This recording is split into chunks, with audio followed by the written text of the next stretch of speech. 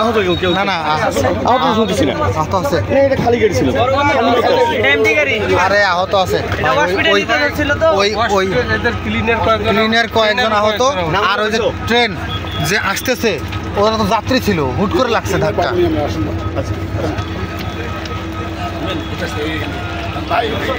আপনি স্টেশনে আপনি বলেন শুনেন এদিকে বলেন শুনেন আপনারা কিন্তু ঝামেলা পাকাচ্ছেন বুঝছেন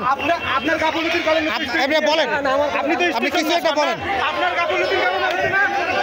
না না কিছু বলেন আপনার গাফলতির কারণে হচ্ছে না আরে আপনি কিছু বলবেন না কেন মানে এইভাবে আপনার গাফলতির কারণে এ ভাই আপনি তো স্টেশন মাস্টার আপনি কিছু একটা বলেন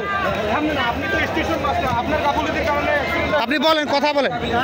তাহলে কি আচ্ছা অ্যাক্সিডেন্টটা হলো আপনারা সময় নেন ওই শুনবেন পরে এখন আপনি কথা বলেন কথাটা বলেন ভিউজ ছাড়া হয়ে গেছে আর কি হয়েছে মাস্টার না রে ভাই আর কে আপনি আমি না কে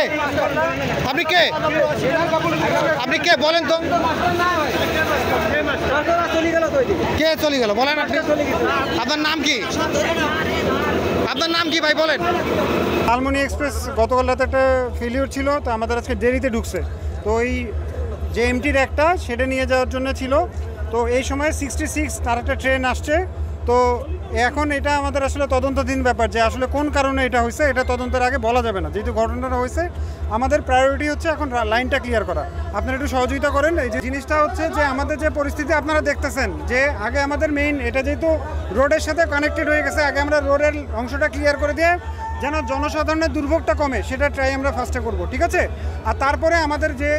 যে ক্ষতিগ্রস্ত হয়েছে দুটা কোচ ইঞ্জিনের সাথে যেটা আছে তো ওই দুটা কোচের ব্যাপারে আমাদের রিলিফ ট্রেন আসবে রিলিফ ট্রেন দিয়ে তারপরে আমরা করব আগে আমরা আমাদের যেটা প্রাইমারিভাবে আমরা হ্যান্ড শেন্ডিং করে যতটুকু ক্লিয়ার করা যায় আমরা আগে সেটা করছি তারপরে হচ্ছে আমরা মেজর যে প্রবলেমটা সেটা সলভ করব